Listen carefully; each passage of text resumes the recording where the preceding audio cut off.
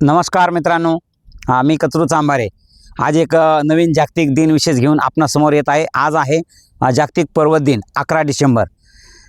आजचा दिनविशेष ऐकण्यासाठी त्यासोबतच माझे नेहमीचे व्हिडिओ आपणापर्यंत थेट पोहोचावेत यासाठी माझ्या चॅनलला सबस्क्राईब करा ही विनंती।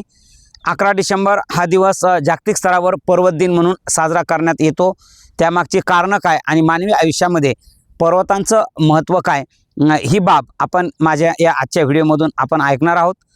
पर्वत आणि मनुष्य यांचं खूप प्राचीन अशा प्रकारचं नातं आहे, अगदी मनुष्य जन्मापासूनचं। कारण माणसाचं पहिलं निवासस्थान हे गुहा आहे आणि गुहा हे पर्वतामध्येच असायच्या। माणसानं गुहेचा आसरा घेऊनच आपला स्वतःचा विकास केलेला आहे। आणि मग नंतर जसं जसं शेतीचा शोध, पशुपालन म्हणजे माणूस हा उत्क्रांत होत गेला, स्थिर होत गेला आणि त्यावेळेला सुद्धा माणसाला पर्वताचा सहारा, पर्वताची गरज ही लागलेलीच आहे। मग हा पर्वत दिन का बरं साजरा करायचा? तर अलीकडच्या काळातील पर्यावरणाचा ऱ्हास आणि पर्वताचं माणसाकडून होत असलेलं सपाटीकरण पाहता जगाच्याच लक्षामध्ये आलं की पर्वत आपण नष्ट करत आहोत आणि त्यामुळे मनुष्य जो वंश आहे, निसर्ग आहे, पर्यावरण आहे, हे कुठंतरी धोक्यात येत आहे। आणि म्हणून पर्वताकडे एक शाश्वत विकासाचा स्रोत म्हणून पाहण्यासाठी, पर्वताचे संरक्षणाची योजना आखण्यासाठी आणि पर्वताचं माणसाच्या आयुष्यामध्ये महत्त्व समजावून सांगण्यासाठी हा जागतिक संघटनेनं स्वीकारलेला पर्वत दिन आहे। 2002ला पहिल्यांदा जागतिक परिषदेमध्ये पर्वताच्या समस्यावर, पर्वताच्या शाश्वत विकासावर आणि संरक्षणावर एक ठोस उपाययोजनांचं शिबिर झालं, परिषद झाली। आणि मग त्याच्याच प्रित्यर्थ दरवर्षी 11 डिसेंबरला ही पर्वत परिषद होते। दरवर्षी कुठल्या तरी एका थीमवर काम केलं जातं आणि पर्वताच्या संरक्षणासाठी ह्या गोष्टी म्हणजे एक ठराविक उद्दिष्ट घेऊन आपण जगाच्या समोर येतो। शाळा, कॉलेज, महाविद्यालय, त्यासोबतच ज्या काही शासकीय वेगवेगळ्या प्रकारच्या संस्था असतील, सेवाभावी संस्था असतील, पर्यावरणासाठी काम करणाऱ्या संस्था असतील, यांच्या माध्यमातून आपण हा पर्वत संरक्षणाचा कार्यक्रम हा पुढे घेऊन जातो। पर्वतामुळे आपल्याला नैसर्गिक संरक्षण सिद्धता लाभते। जसं की आपल्या भारतापुरतं जर बोलायचं म्हटलं तर हिमालयाची पर्वतरांग, महाराष्ट्रामध्ये आपण जर बघितलं तर सह्याद्रीची पर्वतरांग, छत्रपती शिवरायांच्या इतिहासाला सह्याद्रीच्या भूगोलानं अतिशय उत्तम अशा प्रकारची साथ दिलेली आहे, हे आपण इतिहासामध्ये शिकलेलो आहोत। नद्यांचा उगम जे आहे हा पर्वतामध्येच होतो आणि म्हणजे खऱ्या पृथ्वीवर जर खरं कोणाचं राज्य असेल तर ते जमीन आणि पाणी, बाकी हे वनस्पती, प्राणी, जे काही सजीव सृष्टी आहे हे एक पृथ्वी नावाच्या कॅनव्हासवर केलेलं एक नक्षीदार किंवा कलाकुसर केलेलं एक शोभा देणारं किंवा एक सौंदर्य फुलविणारं काम आहे। पण खरं राज्य जर कोणाचं असेल या पृथ्वीवर तर ते पाणी आणि जमिनीचंच आहे। आणि मग पृथ्वी हा एक प्रकारचा जलग्रह आहे। जर समजा अनंत दिवस, असा खूप दिवस जर पाऊस सातत्याने पडत राहिला, 7 दिवस, 8 दिवस, 10 दिवस, तर आपल्याला पळायला सुद्धा जागा राहणार नाही, लपायला सुद्धा जागा राहणार नाही, इतकं पाण्यामध्ये आपण बुडून जाऊ। आणि म्हणून त्यावेळेला सुद्धा आपल्या गावाच्या जवळचा डोंगर आपला आधार असतो आणि म्हणून डोंगर हा राखला पाहिजे। डोंगर हे शुद्ध आणि स्वच्छ पाण्याचं उगम स्थान आहे। डोंगर हे नद्यांचं उगम स्थान आहे। आपल्या महाराष्ट्रापुरतं जर बोलायचं झालं तर गोदावरी, कावेरी, नर्मदा ह्या ज्या नद्या आहेत ह्या पर्वत रांगेतून येतात, कृष्णा, आणि त्यांच्यापासून आपल्याला सिंचनाची सोय, शेतीसाठी मुबलक पाणी पुरवठा, पिण्याचा मुबलक पाणी पुरवठा तो होतो। अनेक प्रकारचे जे काही श्रद्धेय देवस्थान आहेत हे सुद्धा पर्वताच्या ठिकाणीच, उंच उंच ठिकाणी असल्याची आपल्याला दिसून येतात। आणि म्हणून हे पर्वताचं आपल्या आयुष्यामध्ये एक अन्न साखळी म्हणून सुद्धा खूप महत्त्व आहे।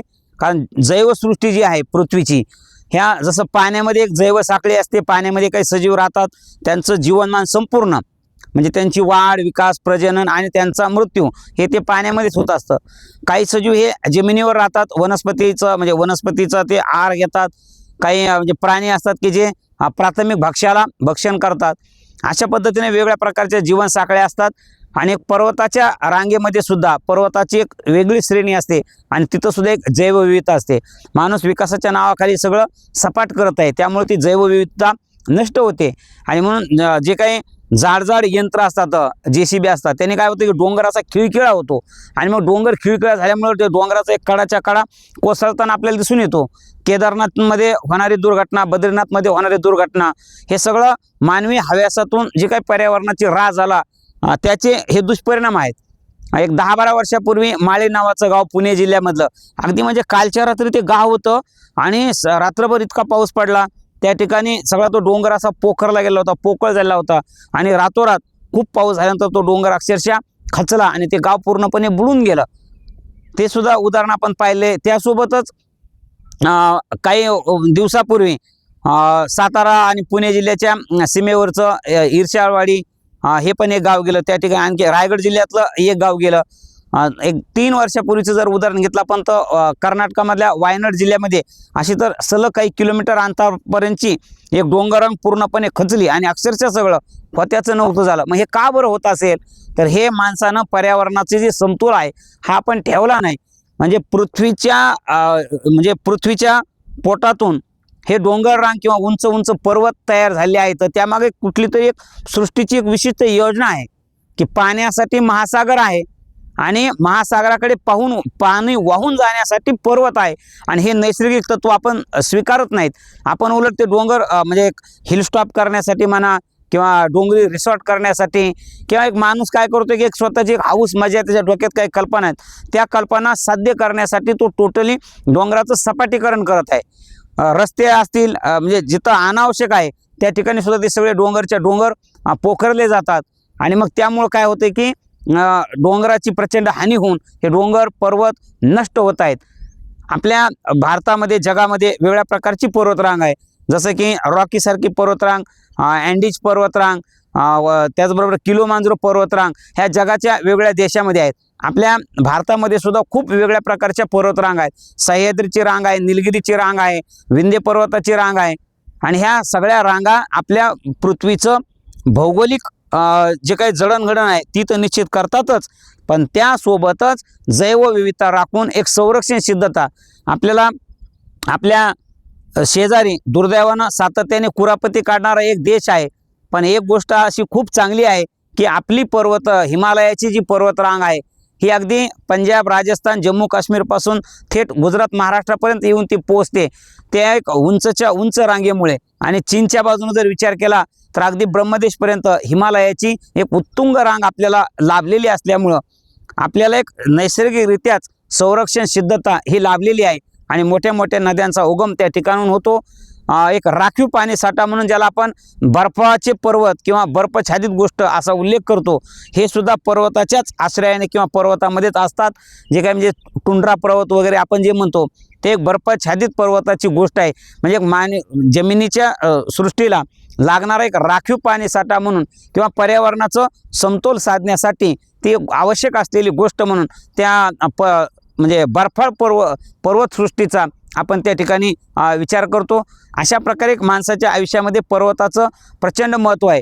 आणि जपान हा एक असा देश आहे की जिथं उद्या सुट्टी असते 11 डिसेंबर या दिवशी, आणि सार्वजनिक जसं आपल्याकडे राष्ट्रीय सणाला सुट्टी असते तशी जपानमध्ये सुट्टी असते आणि त्या ठिकाणी सगळे लहान मोठे आजी आजोबासोबत लहान लहान मुलंसुद्धा गावाच्या जवळ जो पर्वत आहे त्या पर्वतावर जातात आणि पर्वताचं आपल्या आयुष्यामध्ये महत्त्व लक्षात घेतात. तिथल्या परंपरेप्रमाणे त्याचं काय जे समजा पूजन अर्चन श्रद्धा काय जे असेल त्यांची जी पद्धत त्या पद्धतीनं ते त्याची कृतज्ञता व्यक्त करतात. आणि म्हणजे जपान हा म्हणजे पर्वताचं एक श्रद्धेय मानून पर्वत दिनानिमित्त एक दिवसाची सार्वजनिक सुट्टी घेऊन लहान थोरासही ते गावाच्या जवळच्या पर्वतावर जातात आणि पर्वताबद्दल कृतज्ञता व्यक्त करतात. आणि मग त्यांची कृती कुणीकडं आणि आपली कृती कुणीकडं ह्या दोन गोष्टीचा कुठंतरी समतोल साधला पाहिजे. आणि तोच संदेश सांगण्यासाठी हा जागतिक पर्वत दिन आहे की आपण सुद्धा आपल्या गावाच्या भोवतालचा जो डोंगर आहे त्या डोंगरामध्ये जाऊन आपण सुद्धा त्या डोंगराबद्दल कृतज्ञता व्यक्त केली पाहिजे. शाश्वत शेती, शाश्वत म्हणजे फळ जे असतात नैसर्गिकरित्या, आणि शाश्वत वनराई ही पर्वताची आपल्या पृथ्वीला दिलेली, एकूणच आपल्या मनुष्य सृष्टीला दिलेली अनमोल अशा प्रकारची देणगी आहे.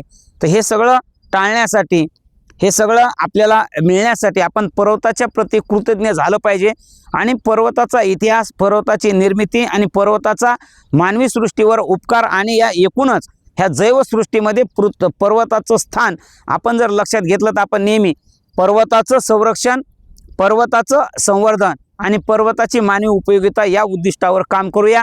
धन्यवाद. सर्वांना पर्वत दिनाच्या मनपूर्वक शुभेच्छा. जय हिंद, जय भारत.